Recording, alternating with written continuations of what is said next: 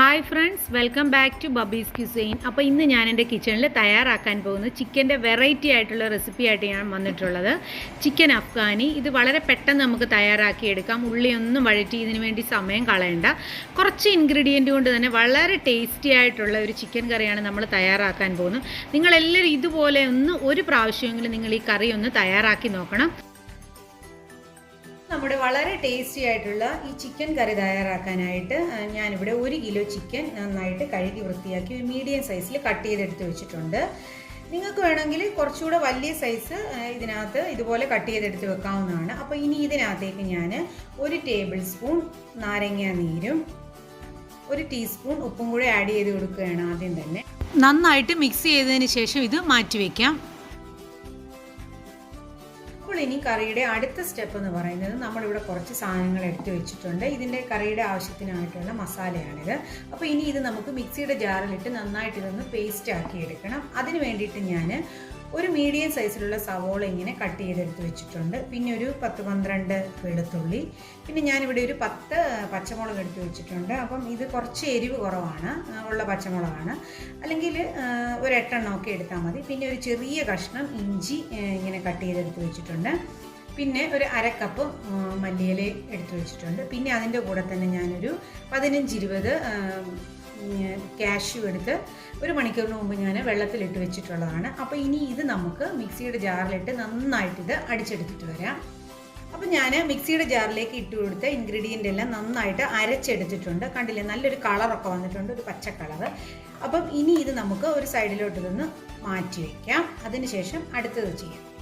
ഇനി അടുത്തതായിട്ട് ഞാൻ ഇവിടെ ഒരു ബൗൾ എടുത്ത് വെച്ചിട്ടുണ്ട്. ഇതിനകത്തേക്ക് ഞാൻ 1 കപ്പ് തൈര് ഇട്ട് കൊടുക്കുകയാണ്. അധികം പുളിയില്ലാത്ത തൈരാണിത്. അടുത്തതായിട്ട് നമ്മൾ ഒഴിച്ചു കൊടുക്കുന്നത് 1 കപ്പ് ക്രീമാണ്. ഇതും കൂടി ഞാൻ ഇതിൻ്റെ കൂടെ ആഡ് ചെയ്ത് കൊടുക്കുകയാണ്. പിന്നെ ഈ ഒരു കറിയുടെ പ്രത്യേകത എന്ന് പറയുന്നത് നമ്മൾ ഇതിനകത്ത് മുളക് പൊടി, മല്ലിപ്പൊടി, മഞ്ഞൾപ്പൊടി ഇതൊന്നും ചേർക്കുന്നില്ല.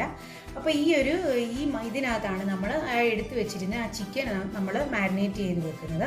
അപ്പോൾ ഞാൻ 1 കപ്പ് തൈരും 1 കപ്പ് ഫ്രഷ് ക്രീമും ഇതിനകത്ത് ഒഴിച്ചു കൊടുത്തിട്ടുണ്ട്. ഇനി അടുത്തായിട്ട് നമുക്ക് ചേർക്കേണ്ടത് നമ്മൾ ആ തയ്യാറാക്കി വെച്ചിരുന്ന ആ പേസ്റ്റ്, നമ്മുടെ ആ കാഷ്യൂ അതിൻ്റെ എല്ലാത്തിൻ്റെയും കൂടി പേസ്റ്റ് നമുക്ക് ഇതിനകത്തേക്ക് ആഡ് ചെയ്ത് കൊടുക്കാം.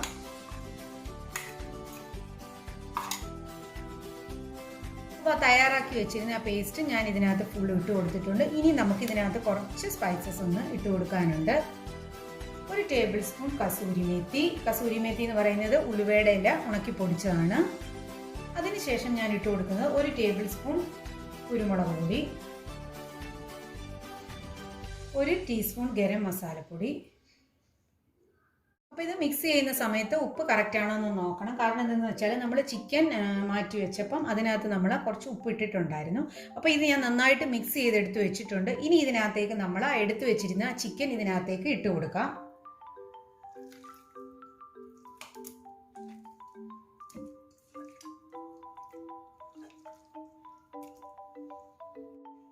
ചിക്കൻ ഞാൻ ഇതിനകത്ത് ഇട്ട് കൊടുത്തിട്ടുണ്ട്. ഇനി ഇത് നല്ലപോലെ നമുക്കൊന്ന് ഇളക്കി കൊടുക്കാം.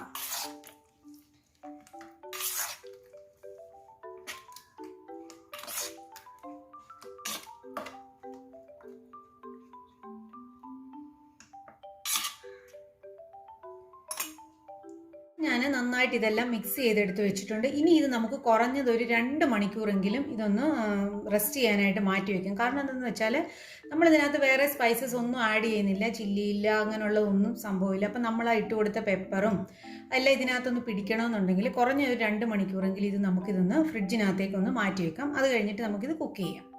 അപ്പോൾ നമ്മുടെ ചിക്കൻ മാരിനേറ്റ് ചെയ്യാൻ വേണ്ടി വെച്ചിട്ട് ഒരു 2 മണിക്കൂറൊക്കെ കഴിഞ്ഞിട്ടുണ്ട്. ഇപ്പോൾ ഈ മസാലയ്ക്കകത്ത് ചിക്കൻ നന്നായിട്ട് പിടിച്ച് വന്നിട്ടുണ്ട്.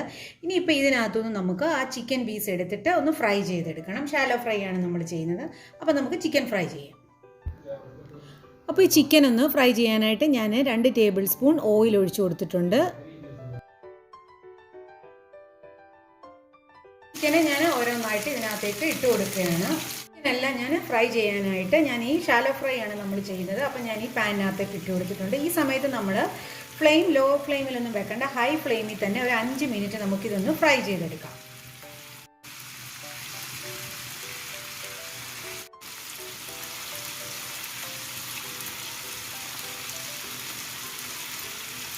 5-6 മിനിറ്റ് കഴിഞ്ഞപ്പോൾ ഞാൻ ആ ചിക്കനെല്ലാം തിരിച്ചിട്ട് കൊടുത്തിട്ടുണ്ട്. ഒരു സൈഡ് ഏകദേശം ഒന്ന് മൂത്ത് വന്നിട്ടുണ്ടായിരുന്നു. അപ്പോൾ ആ സമയത്ത് നമ്മളൊന്ന് പ്രത്യേകം ഒന്ന് ശ്രദ്ധിക്കണം. കാരണം എന്താണെന്ന് വെച്ചാൽ നമ്മുടെ ഈ ചിക്കന് തൈരിലും ക്രീമിലും ഒക്കെ കിടന്നതുകൊണ്ട് ഒന്ന് തിരിച്ചിടുന്ന സമയത്തൊന്ന് ശ്രദ്ധിച്ചോണം. ചിലപ്പോൾ ഒന്ന് തെറിക്കാനൊക്കെ ഒരു ചാൻസ് ഉണ്ട് നമ്മുടെ ദേഹത്ത്. അത് നിങ്ങളൊന്ന് ശ്രദ്ധിക്കുക.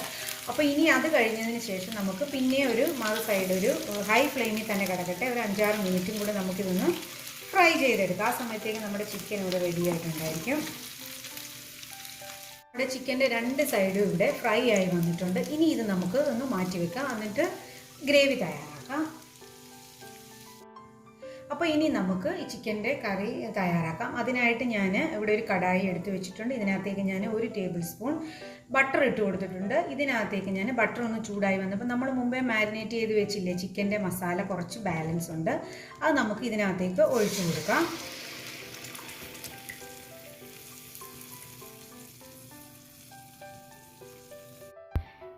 ഗ്രേവി തിളച്ച് വരുന്നത് വരെ ഒന്ന് ഇളക്കി കൊടുക്കാം.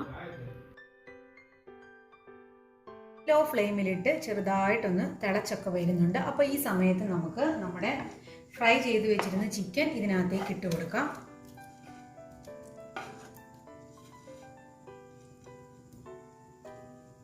ചിക്കനെല്ലാം ഞാൻ ഇട്ട് കൊടുത്തിട്ടുണ്ട്. ഇനി നല്ലപോലെ നമുക്കിതൊന്ന് ഇളക്കി കൊടുക്കാം. ലോ ഫ്ലെയിമിലായിരിക്കണം.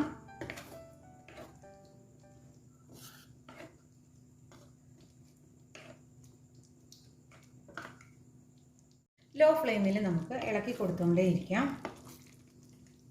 അടച്ചൊന്നും വെക്കേണ്ട ആവശ്യമില്ല. ഇങ്ങനെ തന്നെ തുറന്ന് വെച്ച് തന്നെ നമുക്ക് ഇതിൻ്റെ ഒന്ന് ചാറൊന്ന് പറ്റിച്ചെടുക്കണം. ഒത്തിരി ഒന്നും വേണ്ട, കുറച്ച്.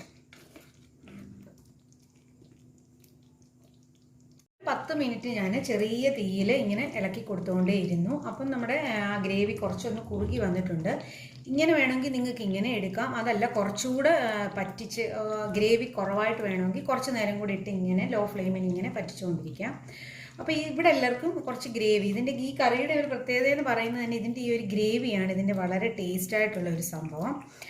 അപ്പം ഞാനിതിപ്പോൾ ഇങ്ങനെ തന്നെയാണ് ഇവിടെ എല്ലാവർക്കും കഴിക്കാൻ ഇഷ്ടം. അപ്പം ഇനി ഇതിൻ്റെ പുറത്ത് നമുക്ക് കുറച്ച് മല്ലിയില ഒന്നിട്ട് ഒന്ന് ഗാർണിഷ് ചെയ്യാം. ഞാൻ കുറച്ച് മല്ലിയിലയൊക്കെ ഒന്ന് ഇട്ട് കൊടുത്തു. അതിനുശേഷം നമുക്ക് ഇതൊന്ന് അടച്ചു വയ്ക്കാം. അടച്ചു വെച്ചിട്ട് ഒരു 10 മിനിറ്റ് കഴിഞ്ഞിട്ട് നമുക്കിതൊന്ന് സെർവ് ചെയ്യാം.